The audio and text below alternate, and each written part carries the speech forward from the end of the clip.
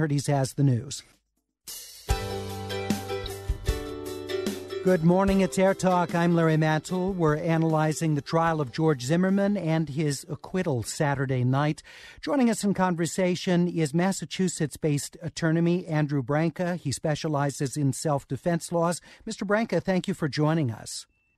It's a pleasure to be here. So I know there are supporters of George Zimmerman who claim he never should have been put on trial. To even have him face these charges was malfeasance. What is your opinion about this, particularly looking at it from a self-defense standpoint? Well, I certainly agree with that, and I'd like to talk to that. But before we do, I've been listening to the show on hold while it's been going on. And I hear a lot of discussion about how Florida has this crazy stand your ground law that creates these unique legal scenarios.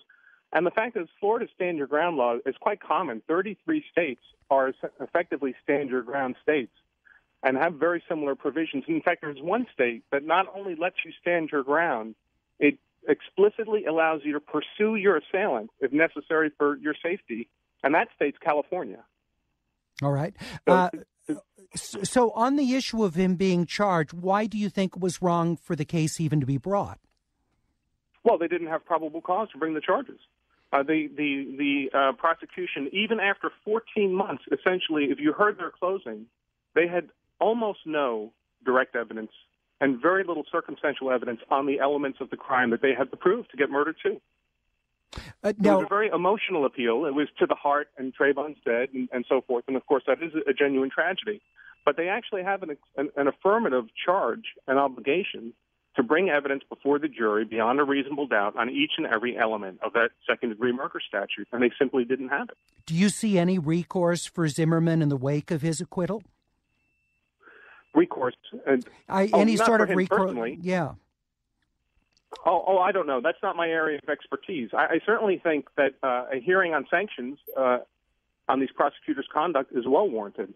I believe from my observation, and I've watched the trial and the discovery in its entirety, there was, to my eyes, considerable misconduct in that discovery process. And can you give us a couple points of what you think were misconduct examples? Sure. I'll give you perhaps the most egregious example. The whole point of discovery is so that both parties start the trial with the same body of evidence. Now, they can take those elements of evidence and build their own story, build their own compelling narrative of guilt or of innocence. They can choose to ignore pieces of that evidence. They can choose to emphasize other pieces more than the other side. That's all perfectly appropriate, but they're supposed to start with the same pieces, like a jigsaw puzzle. They both have the same pieces. When one side denies the other pieces, either affirmatively or by trickery, then it's not a fair game anymore. And what the state did in this case was they had a data file from Trayvon's phone. They generated a written report of the contents of that data file. In fact, the written report only represented a portion of the contents. Then they handed the file and the report together to the defense and said, here's the data information. Well, the defense assumed that the report covered all the data on the file, especially since they didn't have the specialized equipment to break into the phone and look at the data themselves. When it was discovered that, in fact, the report was left out a lot of information, particularly information that would not have looked good for the state, like Trayvon holding a gun or marijuana plants or things of that sort, well, then, of course, the whole thing was blown open. And sanctions hearings were begun before the trial. Judge Nelson suspended them until after a verdict. But that was egregious. Okay. That was trickery. And so in a case like this, obviously, Zimmerman doesn't walk away from this without, serious, scars from this, his reputation, threats to his safety and the like. Do you think that he should get his gun back, that he should be able to have a weapon after what happened? Well, if he was allowed to before, why wouldn't he be allowed to now? Yeah, well, the only reason he hasn't done anything wrong. Well, not something that was judged as a jury by criminal, but the fact that he used the gun against someone else, couldn't local law enforcement deny his request to carry a weapon? I don't see that happening in the state of Florida. I mean, I live in Massachusetts where licenses are very discretionary, and that would certainly be the outcome here. I expect in California it's a very similar situation, but in states that are shall-issue states, unless the state can affirmatively demonstrate some reason why you are not entitled, and that would be some kind of criminal offense in your background or history of domestic violence or something along those lines. Unless they can demonstrate that affirmatively, they can't deny you the permit. It's not discretionary on their part. Professor Rosenthal, do you think that there's any way they will continue to keep him from having a gun? No, and this gets to the heart of the matter. You know, people keep saying the stand your law ground is not that unusual, and some aspects of it are not that unusual, but what we need to focus on is all the relevant Florida laws, because there's an important interaction between the stand your ground law and the fact that Florida does not consider it stalking to be following an individual over excessive periods of time because you think that he might be up to no good, and the fact that Florida is what we call a shall-issue state. They issue permits to carry concealed firearms promiscuously. Anybody can get one as long as you don't have a very narrow range of disqualifying factors. So, an individual like Mr. Zimmerman in Florida who has killed someone with a firearm, as long as there's at least a reasonable doubt about whether he's a murderer, he's entitled to that permit. Now, when you put those constellation of facts together, you wind up with a legal regime that invites this kind of trouble. The rate of what ultimately is deemed under Florida law justifiable homicide has tripled since the Florida Stand Your Ground law was passed. So it's one thing to kind of say in the background, the law doesn't look that unusual to me.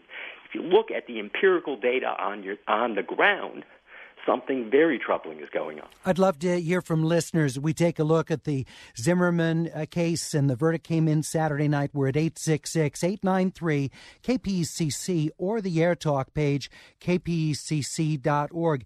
Andrew Branca, you want to respond to that? Justifiable homicides up significantly since Stand Your Ground was enacted. Well, I don't know if that's true, but I'll accept that for discussion's sake. But I guess I would say what's the problem? Because there were justifiable homicides. That means people were lawfully defending themselves against death or grave bodily harm. Would we want the alternative where they're forced to suffer death and grave bodily harm rather than defend themselves? Professor Rosenthal?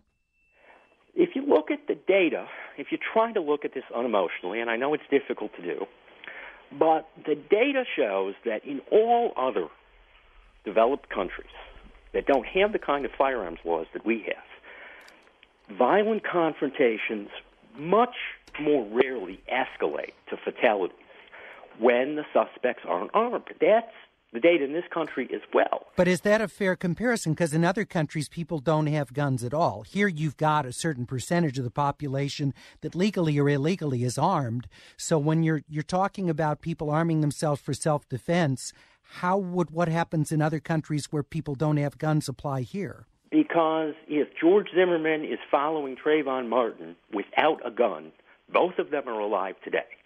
If that kind, in a different legal regime, even if you wind up having fisticuffs, the odds that one or both of them are going to be killed are vanishingly low.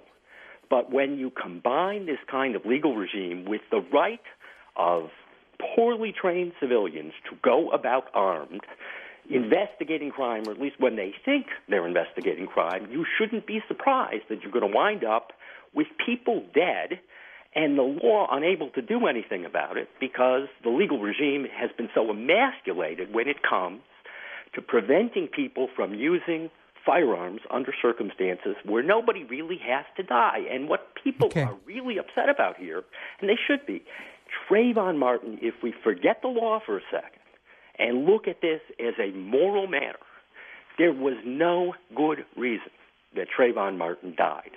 We shouldn't forget that. And I know you have to go. Mr. Branca, quick closing comments, sir. Well, I would just say that I'm afraid there was good reason. He was committing an aggravated assault on somebody. He was beating their head on the sidewalk. And I don't know if you have any children, but I have several. And my permissible number of whacks of their head on a sidewalk by Trayvon Martin is 0. Mr. Branca, thank you for joining us. Andrew Branca, attorney in Massachusetts, specializes in self-defense laws. Let's talk.